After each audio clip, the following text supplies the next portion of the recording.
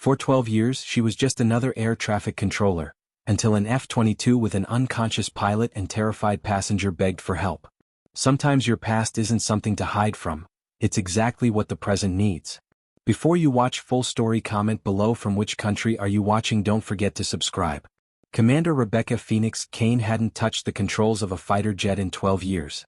She'd buried her Navy wings, her Top Gun patch, and the memories of her life as one of the most skilled F/A-18 Super Hornet pilots in the fleet.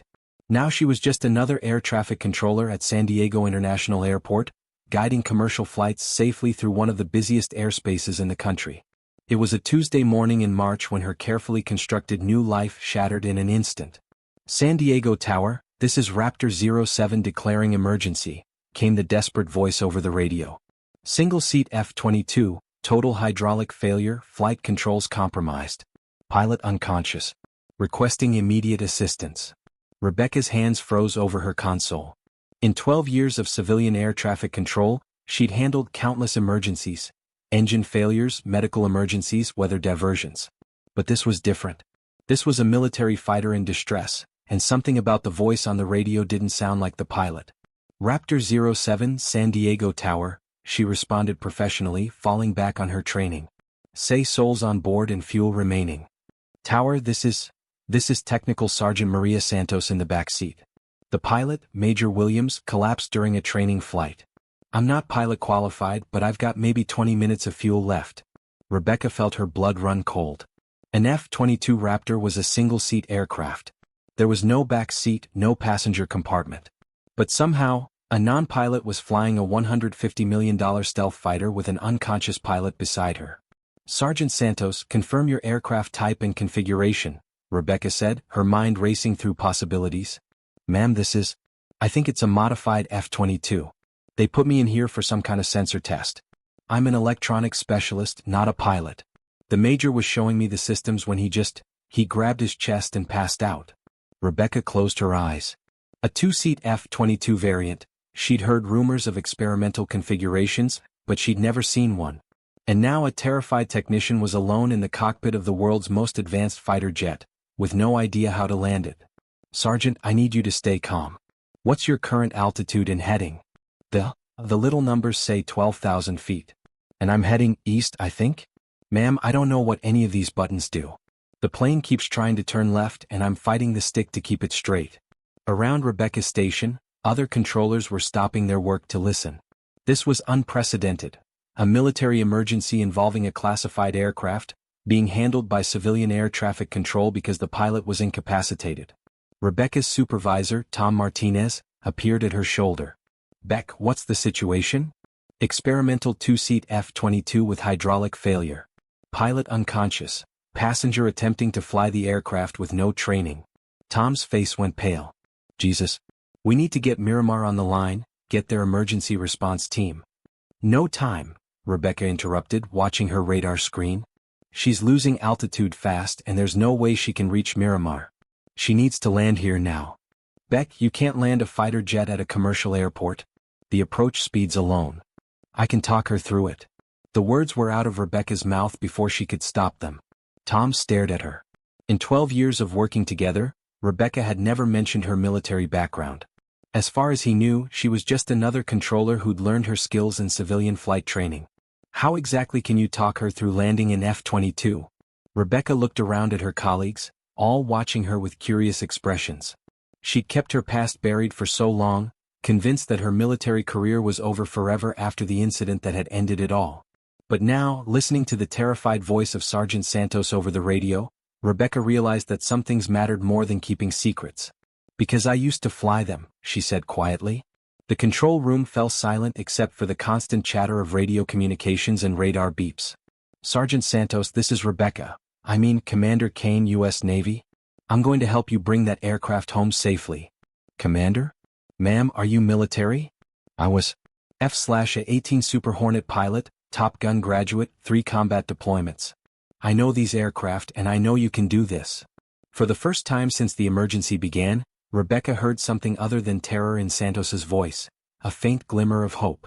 What do I need to do, ma'am?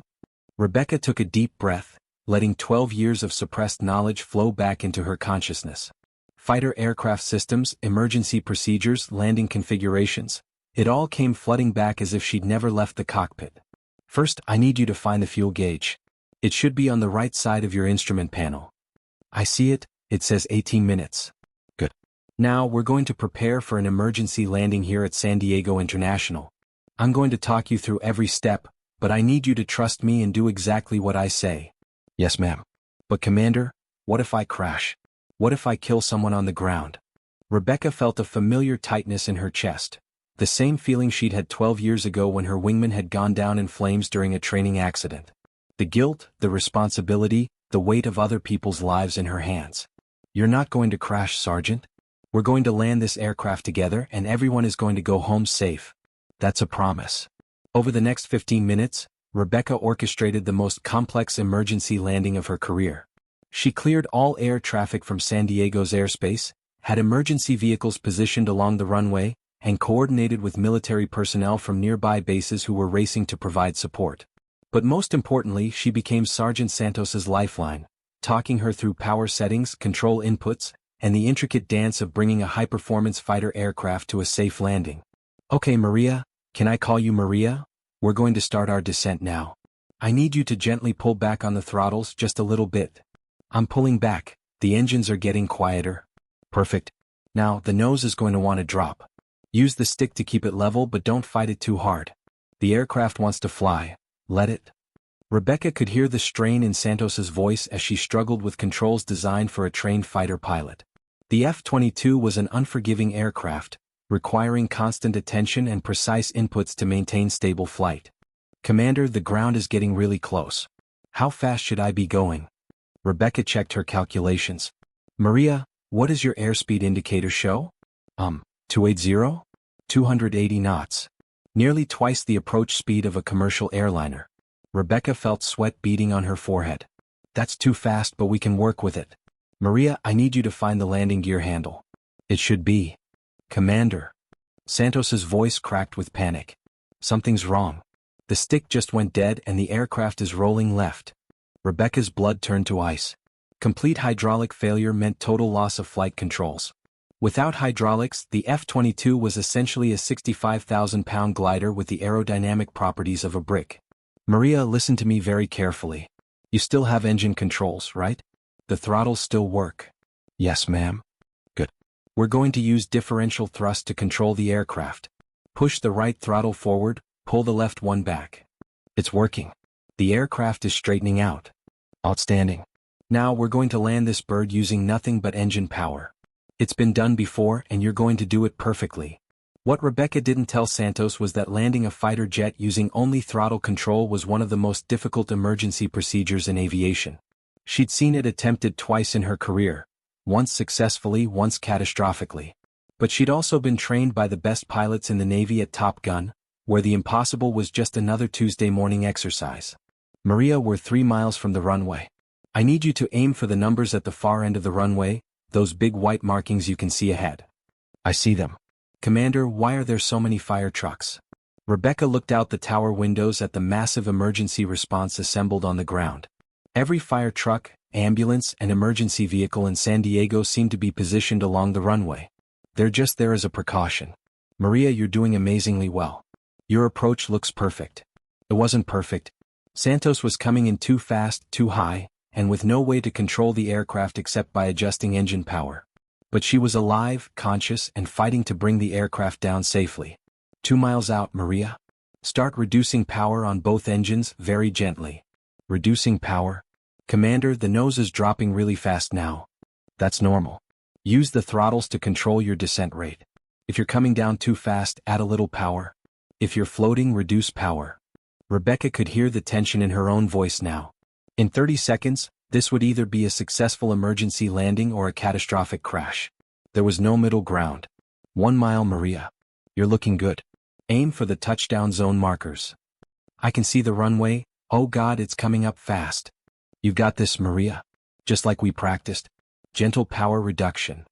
I'm over the runway, cutting power now. Rebecca held her breath as she watched the drama unfold through binoculars from the tower. The F-22 touched down hard but straight, bounced once, then settled onto the runway. With no wheel brakes and no drag chute, it rolled for what seemed like forever before finally coming to a stop just short of the far end. Fire trucks immediately surrounded the aircraft, spraying foam while paramedics rushed to check on both occupants. Through her binoculars, Rebecca could see Santos climbing out of the cockpit, shaking but alive. The control room erupted in cheers, but Rebecca just sank into her chair, emotionally drained. She'd done it. She talked a terrified technician through landing one of the world's most advanced fighter jets using nothing but throttle control and 12 years of buried knowledge. Tom Martinez put his hand on her shoulder. "But, Rebecca, I had no idea. Why didn't you ever tell us you were a military pilot?" Rebecca looked around at her colleagues, people she'd worked with for over a decade without ever sharing the most important part of her past. "It's complicated, Tom." An hour later, Rebecca was in the airport conference room with a collection of military officers who'd arrived to debrief the emergency. Colonel James Harrison from Miramar looked across the table at her with obvious curiosity. "Commander Kane, that was extraordinary work today. Sergeant Santos told us you saved her life." "She saved her own life, Colonel. I just provided some guidance. Guidance that required intimate knowledge of F-22 systems and emergency procedures. Yet according to your personnel file, you've been a civilian air traffic controller for 12 years. No mention of military service." Rebecca had been dreading this moment. "Sir, I resigned my commission 12 years ago after an incident." Colonel Harrison consulted his tablet. "Flight training accident, March 2012. You were flight leader during a Top Gun exercise when your wingman, Lieutenant Jennifer Walsh, crashed during a low-altitude maneuver. She didn't survive." The room fell silent. Rebecca felt the familiar weight of guilt settling on her shoulders, the same guilt that had driven her from the cockpit forever. "It was my fault," she said quietly. "I pushed the envelope too far, called for a maneuver that was beyond her skill level. Jenny died because of my poor judgment. Commander, I've read the accident investigation report. The board found no fault with your leadership or decision-making. Lieutenant Walsh experienced spatial disorientation and lost control of her aircraft. It was a tragic accident, not pilot error. Tell that to her parents. Tell that to her 2-year-old daughter who grew up without a mother." Colonel Harrison leaned forward. "Commander Kane, you were one of the finest pilots in the Navy. Your instructors at Top Gun called you a natural leader with exceptional skills and judgment. Today proved they were right. Today was different. I wasn't in the cockpit. I couldn't hurt anyone else with my decisions. You saved lives with your decisions. Sergeant Santos, Major Williams, potentially hundreds of people on the ground if that aircraft had crashed in a populated area." Rebecca looked out the conference room window at the F-22, now surrounded by investigators and technicians. Major Williams had regained consciousness and was being treated for what appeared to be a heart attack brought on by a previously undiagnosed condition. "What happens now?" she asked. "Now, Commander, the Navy would like you to consider returning to active duty." Rebecca almost laughed. "Colonel, I'm 41 years old. I haven't flown a fighter in 12 years. The Navy doesn't need broken-down former pilots who. The Navy needs experienced pilots who can make life-or-death decisions under pressure," Colonel Harrison interrupted. "Today proved you still have those skills." "I can't, sir. I won't put other people at risk because of my need for redemption." Colonel Harrison slid a folder across the table. "This is a new program we're developing. Senior pilots with combat and training experience, working as instructors and emergency coordinators. You wouldn't be flying combat missions, you'd be teaching others, sharing your knowledge and experience." Rebecca opened the folder and saw her old call sign, Phoenix. Below it was a job description that made her heart race. Director of Emergency Response Training, Top Gun School. "We want you to teach the next generation of pilots how to handle the impossible," Colonel Harrison continued. "How to talk people through emergencies, how to make split-second decisions that save lives. Today proved you're uniquely qualified for this role. I need time to think about this." "Of course. But Commander." "Phoenix, today you rose from the ashes of your past to save lives. Maybe it's time to stop hiding from who you really are." That evening, Rebecca drove to the beach near her apartment and sat in her car, staring at the waves. For 12 years, she'd convinced herself that her military career was over, that the guilt over Jenny's death meant she could never be trusted with other people's lives again. But today had been different. Today she'd used her training and experience to save lives, not endanger them. She'd been the voice of calm and authority that Sergeant Santos needed to survive. Her phone buzzed with a text message from an unknown number. "Commander Kane, this is Maria Santos." I wanted to thank you for bringing me home today. You saved my life and my 3 kids still have their mom because of you. I'll never forget what you did. Semper Fi. Rebecca stared at the message, tears blurring her vision. 3 children who still had their mother. A young woman who'd get to see her family again because Rebecca had found the courage to use her training when it mattered most. She thought about Jenny Walsh, about the guilt she'd carried for 12 years. Maybe Colonel Harrison was right. Maybe it was time to stop running from her past and start using it to help others. The next morning, Rebecca walked into Tom Martinez's office and placed her resignation letter on his desk. "You're leaving us?" Tom asked, surprised. "I'm going back to the Navy. Back to where I belong." "Because of yesterday?" Rebecca smiled. "Because yesterday reminded me that some skills are too important to keep buried. I spent 12 years hiding from who I used to be, but yesterday proved that sometimes the past is exactly what the present needs." 6 months later, Commander Rebecca Phoenix Kane stood in front of a classroom full of Top Gun students, wearing her Navy flight suit with the patch she'd thought she'd never wear again. "Ladies and gentlemen, welcome to Emergency Response and Crisis Management. I'm Commander Kane, call sign Phoenix. Some of you may have heard about the F-22 emergency landing at San Diego International last year." The students nodded. The incident had become legendary in military aviation circles. "That emergency taught me something important about being a pilot. It's not just about flying your own aircraft safely, it's about being ready to help others when they need you most. Sometimes that means talking a terrified technician through an impossible landing. Sometimes it means making split-second decisions that save lives." She looked around the classroom at the eager faces of the next generation of naval aviators. "You're going to learn systems, tactics, and procedures. But more importantly, you're going to learn how to be the voice of calm in the chaos, how to use your training to help others when their world is falling apart." After class, Rebecca walked out to the flight line where F/A-18 Super Hornets were being prepped for the afternoon training flights. For the first time in 12 years, she wasn't just watching from the ground. Tomorrow she'd be back in the cockpit as an instructor pilot, teaching students the skills they'd need to handle emergencies. Colonel Harrison approached, carrying his flight helmet. "Any regrets about coming back, Phoenix?" "None, sir. I spent 12 years thinking my past was something to hide from. Turns out it was something to build on. Jenny would be proud of you." Rebecca looked up at the sky where contrails marked the paths of training flights. "I hope so, sir. I finally figured out that the best way to honor her memory isn't to stop flying, it's to make sure other pilots are prepared for anything." That afternoon, Rebecca climbed into the back seat of an F/A-18 for her first training flight as an instructor. As the aircraft lifted off from the runway, she felt a familiar sense of peace, not because she'd conquered her fear but because she'd learned to use it. The past 12 years hadn't been a mistake or a waste. They'd been preparation for this moment, when her experience as both a pilot and a controller could be used to train others. Her call sign was Phoenix, rising from the ashes. Today that finally felt like the truth. As the F/A-18 climbed toward the training area, Rebecca keyed her radio. "Top Gun Base, this is Phoenix Airborne with student. Beginning emergency procedures training." "Roger, Phoenix. Welcome home. Welcome home."